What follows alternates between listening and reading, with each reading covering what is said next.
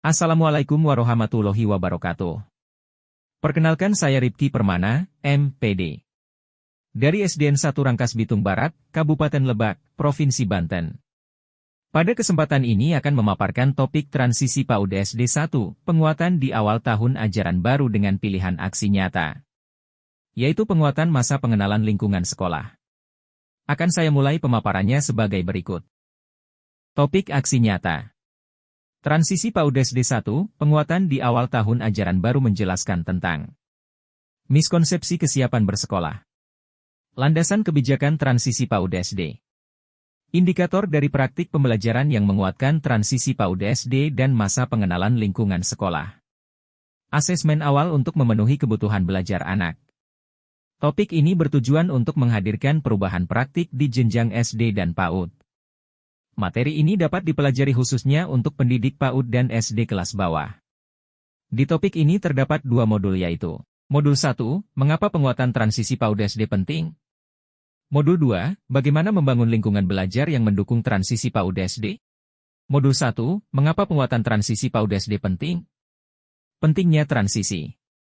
Di awal tahun ajaran baru bertujuan untuk menghadirkan perubahan praktik di SD dan PAUD terutama pada masa awal tahun ajar.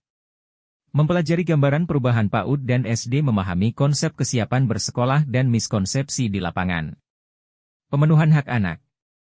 Transisi PAUD SD adalah suatu gerakan yang ingin memastikan setiap anak, dimanapun titik berangkatnya, memiliki hak untuk dibina kemampuan fondasinya.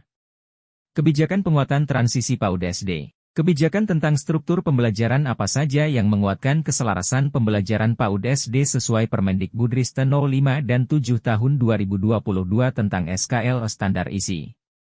Dan juga Kurikulum Merdeka, Kemendikbudristek 0262 M 2020, tentang 1. Lingkup Pembelajaran 2.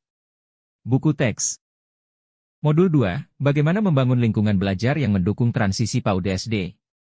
Di dalamnya ada materi terkait indikator ketercapaian transisi PAUD SD yaitu lingkungan belajar yang mendukung penguatan transisi PAUD SD adalah lingkungan belajar yang mampu membangun jembatan yang layak agar anak didik dapat aman dan nyaman berjalan hingga mencapai kesiapannya bersekolah. Selanjutnya, anak mengenal sekolah. Memastikan setiap peserta didik mendapatkan proses adaptasi yang diperlukan agar dapat berkegiatan dengan nyaman dan aman. Ada 5 kegiatan yaitu pengenalan potensi, adaptasi, menumbuhkan motivasi, mengembangkan interaksi dan menumbuhkan perilaku positif. Dan diakhiri sekolah mengenal anak. Yaitu dengan menggunakan asesmen awal. Teknik asesmen awalnya yaitu observasi dan penilaian kinerja. Asesmen harus berpusat pada murid, sederhana, realistis dan bermakna. Berikut ini merupakan rancangan kegiatan terkait masa pengenalan lingkungan sekolah yang dirancang selama 3 hari secara berturut-turut. Adapun penjabarannya sebagai berikut. Pada hari ke-1 kegiatannya diantaranya. Pengenalan potensi diri siswa baru.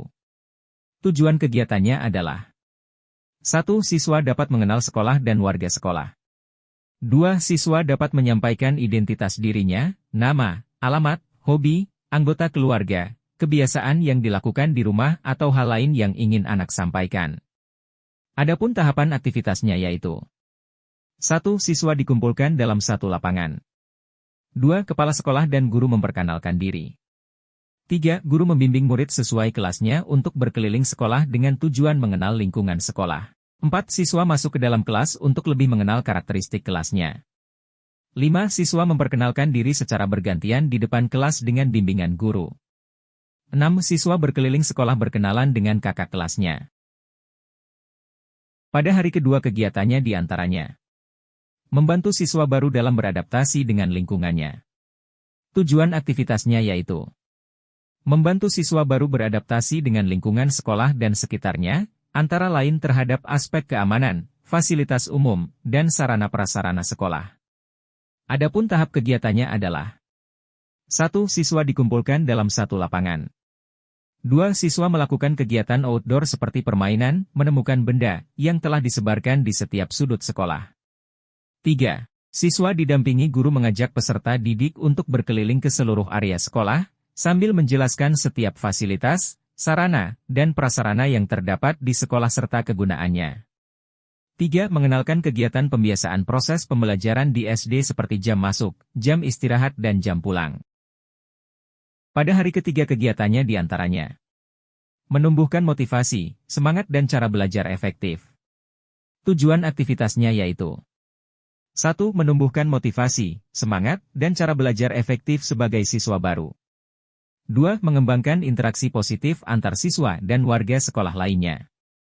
3. Menumbuhkan perilaku positif antara lain kejujuran, kemandirian, sikap saling menghargai, menghormati keanekaragaman dan persatuan, kedisiplinan, hidup bersih dan sehat untuk mewujudkan siswa yang memiliki nilai integritas, etos kerja, dan semangat gotong royong. Adapun tahap kegiatannya adalah 1. Siswa berada di kelas dan diperkenalkan dengan cara belajar, kesepakatan kelas, antri, bergantian dalam menggunakan alat di kelas. 2. Guru mengenalkan situasi kelas dengan mengajak bernyanyi, tepukan ataupun ice breaking agar siswa nyaman dengan kelasnya. 3. Guru menanyakan terkait perasaan siswa dalam mengikuti kegiatan dan menanyakan hal lain seperti cita-cita dan kesukaan dalam belajar. 4. Guru juga mengenalkan cara memulai dan menutup kegiatan belajar di kelas. Demikian paparan yang dapat saya sampaikan. Terima kasih. Semoga aksi nyata ini dapat menginspirasi diri sendiri dan orang lain yang membacanya. Adapun jika terdapat kritik dan saran bisa sharing melalui akun media sosial yang tertera dalam slide berikut ini. Mohon maaf bila terdapat banyak kekurangan. Salam hangat. Ripki Permana, MPD. Wassalamualaikum warahmatullahi wabarakatuh.